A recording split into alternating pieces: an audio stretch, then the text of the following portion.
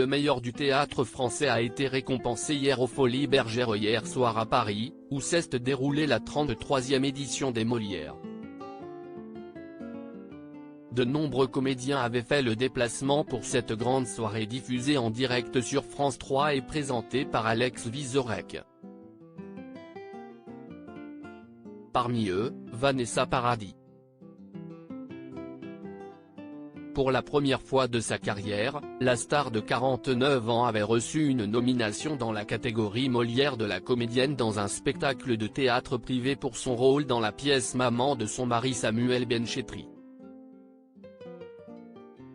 Vanessa Paradis était opposée à Catherine Higel pour Avant la retraite, Christiana Reali pour Simone Veil, Les combats d'une effrontée et Barbara Schultz pour Comme il vous plaira de William Shakespeare.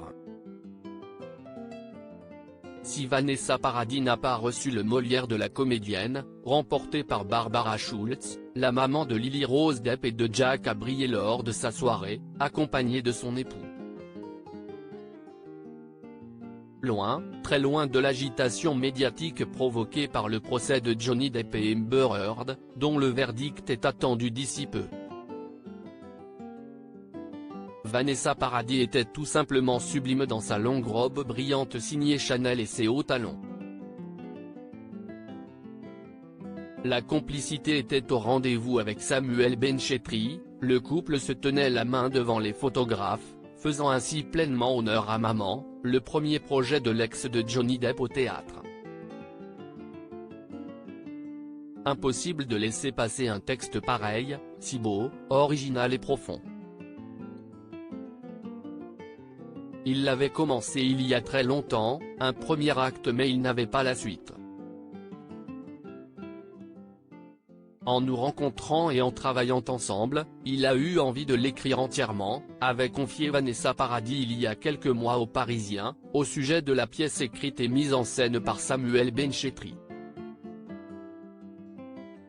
Une soirée sur fond de MeToo au théâtre lors de cette 33e édition des Molières, Comme il vous plaira a marqué les esprits en raflant 4 statuettes, meilleur spectacle du théâtre privé, meilleure mise en scène dans le privé, meilleure comédienne du théâtre privé, Barbara Schultz, meilleure comédienne dans un second rôle, Ariane Mourier.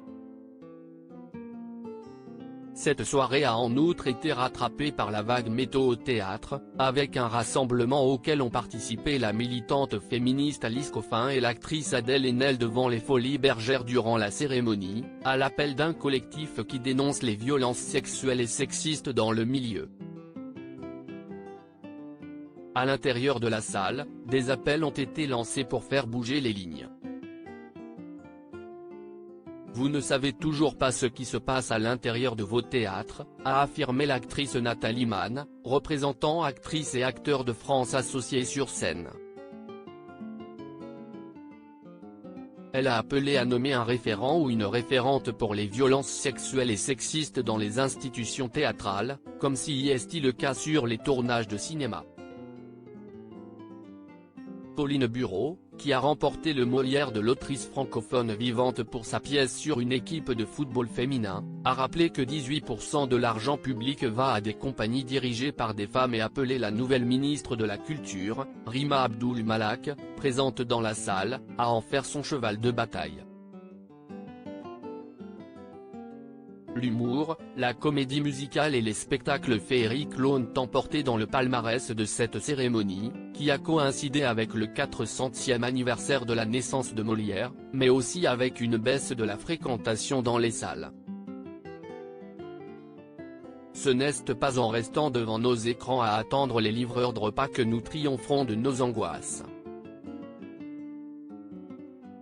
Si en riant ou en pleurant, en partageant nos émotions dans une salle de spectacle, a plaidé la présidente de cette édition, l'actrice Isabelle Carré, au début de la soirée retransmise en différé sur France 3.